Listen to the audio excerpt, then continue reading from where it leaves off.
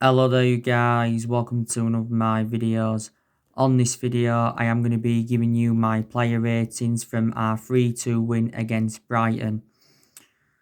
Now David De Gea, I'm going to give him a 6 out of 10. David De Gea, I think, was beaten 7 times in the game, including, Brighton hitting the woodwork around 5 times. He also had to make a couple of crucial stops. Obviously, we know that David De Gea is going to remain our number one for this season, or at least for the first part of this season. This season is David De Gea's 10th season at Manchester United.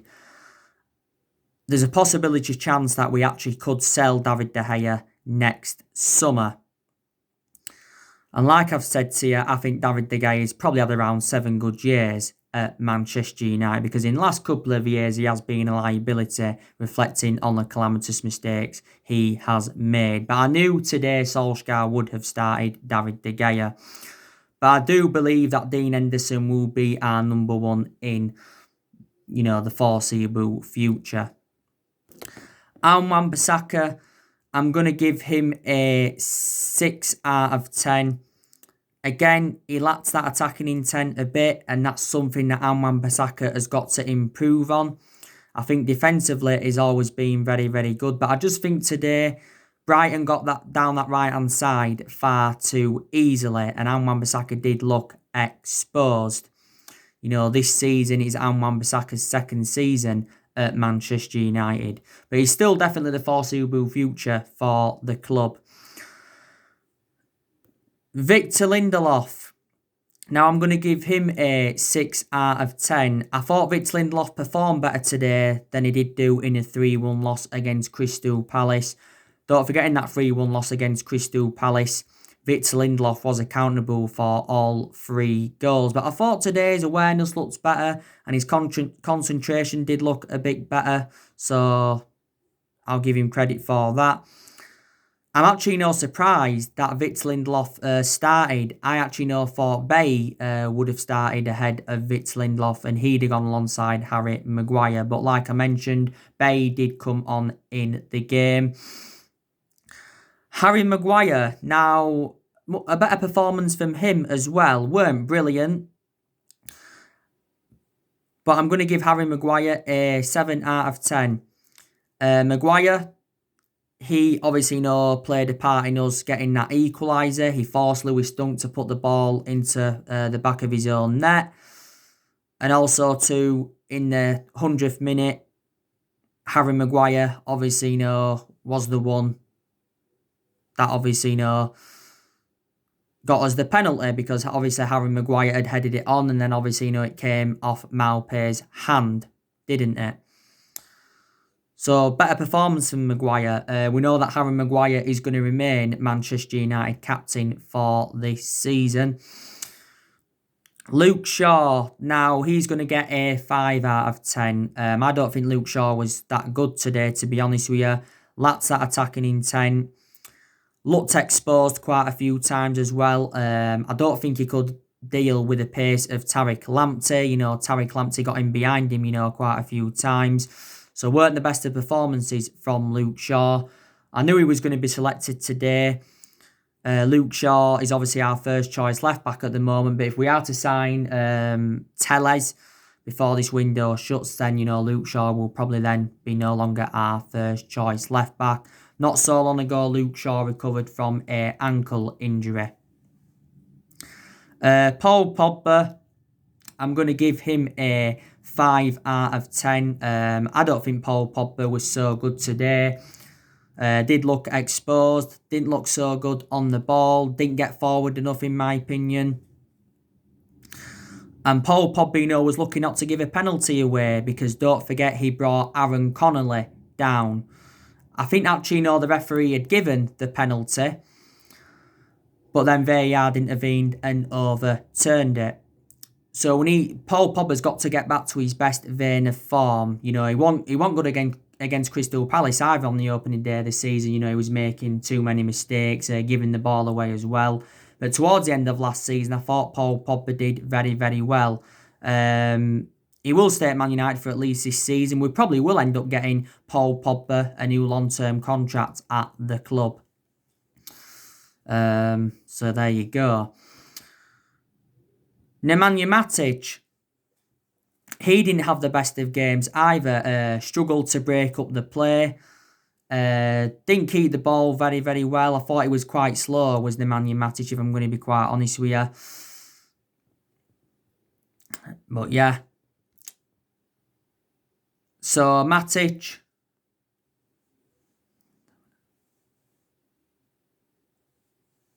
he's probably going to get a 5 out of 10. Bruno Fernandes, he's going to get a 7 out of 10. I thought Bruno Fernandes in that first half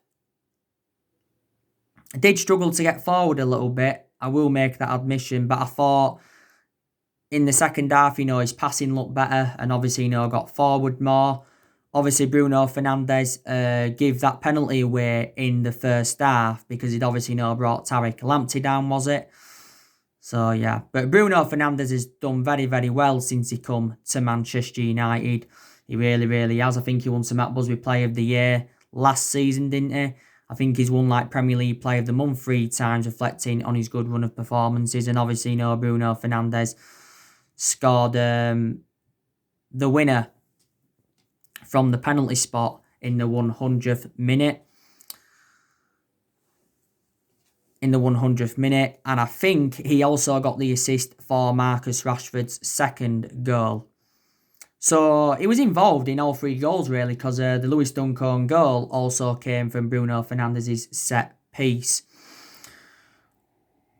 Marcus Rashford, he's going to get a 7 out of 10.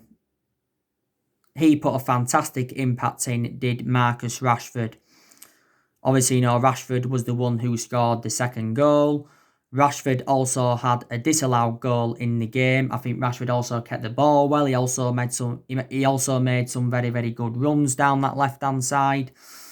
And I think Rashford anyway has improved under the Ole Gunnar Solskjaer era. Rashford's been part of the club for several years. I think he's been with us now around 15 years because he's been a United player since the age of 7 and he's been in our senior squad since 2016. And since then has become an integral part of our team. Had an ankle injury, don't forget, before the season started. He missed both of England's games and he also had a back injury for us last season. Mason Greenwood, he's going to get a 8 out of 10. He also had a very, very good game for Man United. Greenwood also had a disallowed goal in the game. And every time Greenwood had the ball, he looked as though he was going to do something with it. So, yeah, he looks very, very composed as well, did Mason Greenwood. Made some good runs.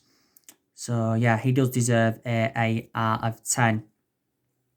We know now that obviously Mason Greenwood is our number 11. He's the 4th Manchester United player to wear the number 11 shirt, is Mason Greenwood. Anthony Martial, I'm going to give him a 6 out of 10. My opinion, weren't at his best. I think the link-up play, was it towards Rashford's disallowed goal, if I'm right, was very, very good in that. But he's going to get a 6 out of 10. But I still think, that Martial has really, really improved under the Ole Gunnar Solskjaer era. He did very, very well last season. We know now that Anthony Martial plays in that number 9 role. It's not his predominant position, but he looks very, very effective in that central position. And Martial has enjoyed 5 years now at Manchester United. Eric Bailly, I thought he tried to defend quite well when he came on, so I'll give Bailly a 6 out of 10. Weren't so bad, to be honest with you. I would prefer Bailly over Victor Lindelof, but my element of concern about Bailly is that he's injury prone. Donny van de Beek came on. a second. Donny van de Beek came on. I'm going to give him a 7 out of 10 because I thought, again, he made an impact when he came on, did Donny van de Beek. He actually, didn't start the game, Donny van de Beek, alongside Bruno Fernandes and Paul Pogba. There's some Manchester United fans that don't think we can play Van de Beek, Pogba and Bruno Fernandes in a midfield trio because they're obviously all attacking midfielders. And Solskjaer don't think they can as yet. So this is probably why he didn't start Donny van de Beek. If he'd started the game today, it would have been his full Premier League debut for the club. But Donny van de Beek's enjoyed a good start to his Man United career. He's now played 4 games for the football club. He did score on his Premier League debut in the 3-1 defeat to Crystal Palace. And I thought Fred, when he came on in the game, he also did very, very well. Made some good touches in that. So I'm going to give Fred a 7 out of 10. So that is your player ratings from our 3-2 win against Brighton. I've just recently done my match reaction for the game. But like I said on my match reaction, Brighton dominated that game. They really, really did, especially in that first half. I read some of the stats of the game. Brighton had a total of 18 shots. I think they must have created around 15 chances. We had a lot less shots than them. We had 7 shots. I think, we created around 5 chances. But Brighton, like I mentioned, hit the woodwork around 5 times. I think Trossard hit the woodwork. Did he once or twice? Don't forget Solly March. He also hit the inside of the post as well for Brighton. I think Tariq Lamptey had a good game for them. Trossard had a good game for them. I think Aaron Connolly did quite well for them. Maupay did well. He scored the first goal from the penalty spot. Like I said, Solly March did very, very well. He was the one that scored Brighton's second goal in the 95th minute of stoppage time. So from a Brighton perspective, they'll be disappointed obviously with the result, but I don't think they'll be disappointed with their performance. Now, we did improve in the second half though, to be fair, but all that matters is we did get the win. And Bruno Fernandes, like I mentioned on match reaction, has saved Ole Gunnar Solskjaer. There might be still some Manchester United fans now demanding Solskjaer out, even though we've won the game. But there'd have been probably a lot more criticism towards Solskjaer if the game had obviously ended 2-2 and that penalty never came around. But I said it wasn't going to be an easy game on my preview because I think Brighton have been in a good vein of form recently. Prior to this game today, Brighton had won their last 3 games. And they was unlucky to lose on the opening day of the season to Chelsea because I heard that Brighton were actually, the better team in that game. But it is actually, our first 3 points of the season. And it's the second season in a row we have beaten Brighton at the Amex Stadium in the Premier League. Because we have lost there a few times. We once lost there 3-2 and we once lost there 1-0. And we do play Brighton in the Carabao Cup next week. It's the Carabao Cup 4th round. So we play them again in a matter of days. And I do presume in that game Solskjaer will be making changes because he tends to do that, in the Carabao Cup. So that's our next game. Our next league game is Tottenham, and now that is the first hard game for us. It really, really is. But we've won our last 2 games now, beaten Brighton today, beaten Luton in the Cup 3-0. So it's good that we've bounced back, really, from that 3-1 defeat to Crystal Palace. Obviously, that 3-1 defeat to Crystal Palace was our worst defeat on an opening day of a Premier League season since 1995. And it was the second season in a row that Crystal Palace had beaten us at Old Trafford in the Premier League. By the way, Solskjaer's give his perception on today's game, and he's obviously, said that Man United have obviously, have been lucky, to obviously, win this game.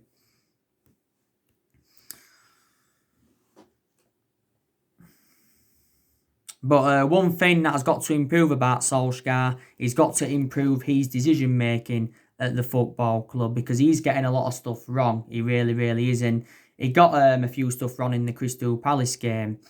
And, he's been tactically naive in a lot of games. Solskjaer has now won 51 games as Manchester United manager out of the 93 games he has managed. Now, I've got a bit of a perception on Solskjaer, like I've said to you already, but I've got to wait until it delves into more of the season to give you more of a perception on him. I still don't know if he's the right manager for Man United. A lot of United fans don't think he is the right manager in the foreseeable future for the club, but I always said he does need more time. So far in this summer transfer window, we have only made one signing, and that was Donny van de Beek. The Solskjaer said he wants to make 3 more signings after Donny van de Beek. And there's around a week and a half left until this summer transfer window shuts. And quite frankly, Manchester United have got to make more signings. We've got to make more signings. I think we've got to make at least 2 more signings if we are to mount any title challenge up this season. And, we need to obviously get a left back in. We need to get a right winger in. There's still United fans saying we need a centre-half in, but I think Solskjaer's going to wait until next summer to get a centre-half in because we have got around 7 centre-halves in our team. But there has been a lot of players on our agenda throughout the course of the summer transfer window. But the 2 players we are looking to sign is Alex Telles from Porto, and we'll also try to get Jadon Sancho on the board from Borussia Dortmund. There would be 2 very, very good signings for Manchester United. There's no way Solskjaer's to blame for the lack of transfer activity. The blame for that stems from the board. We've been very critical of Woodward and the Glazers for several years, and Solskjaer recently revealed that he was frustrated with the board. But I just feel as though that Solskjaer's not getting backed, he hasn't been backed enough in this summer transfer window, and I think he does deserve more backing. I really, really do. This summer transfer window, Solskjaer's 4th transfer window as Manchester United manager. You know what I mean? And Solskjaer has been at Manchester United now for almost 2 years. He's obviously, spent around £240 million at the club. He's also got rid of a lot of the deadwood since he got recommended in to Manchester United. We've seen the likes of Sanchez leave, Lukaku, Herrera, Fellaini, Darmian, Smart, Valencia, Young, Angel Gomez.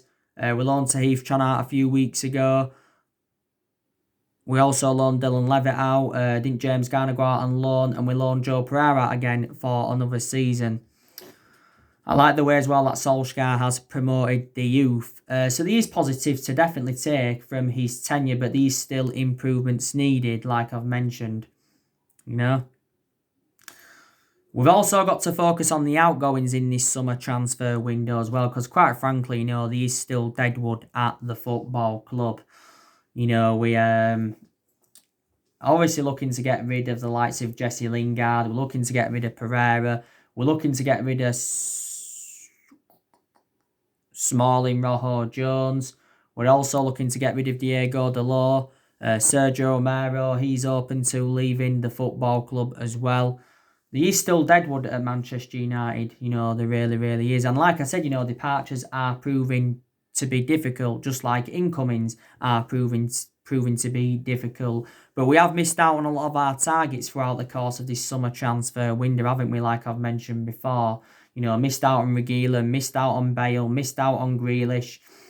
Back in January, we missed out on Erling Haaland as well. He's another one. We also missed out on Jude Bellingham. And another one of my element of concerns is that there's teams around us that are doing very, very good recruitment. So that's something, I have got to be honest about. But like I said to when Ole Gunnar Solskjaer first came in to the football club, he was inheriting a squad that was worth £700 million. Because he's inheriting a lot of players here from the Jose Mourinho era. There's still a few players here from the Louis van Gaal era. Still one player here from the Moyes era. And there's still a few players here from the Sir Alex Ferguson era. And in the last 7 years, we have recruited over 30-odd players in and spent close to the £1 billion range on players, haven't we? This is obviously including what's been spent under the Ole Gunnar Solskjaer era.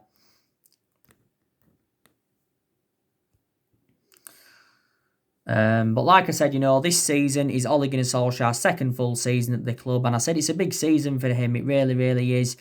Like I said, he's got to exceed his expectations if he is to remain Manchester United manager. And one of the priorities this season will be to win a trophy.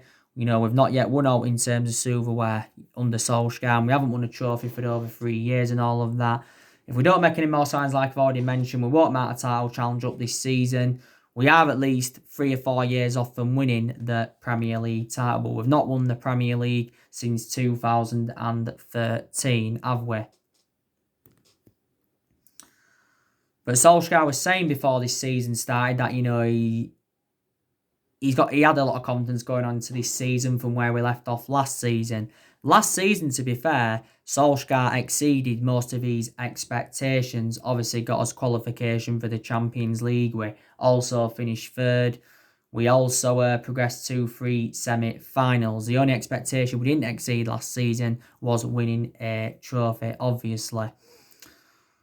But we have got a lot of good players in our team, and there's a lot of players that Man United will obviously keep as well. Rashford will stay. He's the foreseeable future. Martial will stay. I also think Greenwood, Williams will also stay at the club. Fred McTominay, Matic will stay at the club. Pogba will stay for at least another season. Obviously, the signings, apart from Daniel James, will stay because Daniel James could still possibly leave Manchester United. There's been rumours of that going on. De Gea will stay for another season. Dean Henderson will probably stay. Bay will stay for at least another season. Lindelof, he'll stay for at least another season. I think Tuanzebe, he'll also stay as well. Luke Shaw will stay. We know that obviously, Gallo's going to be staying until January 2021.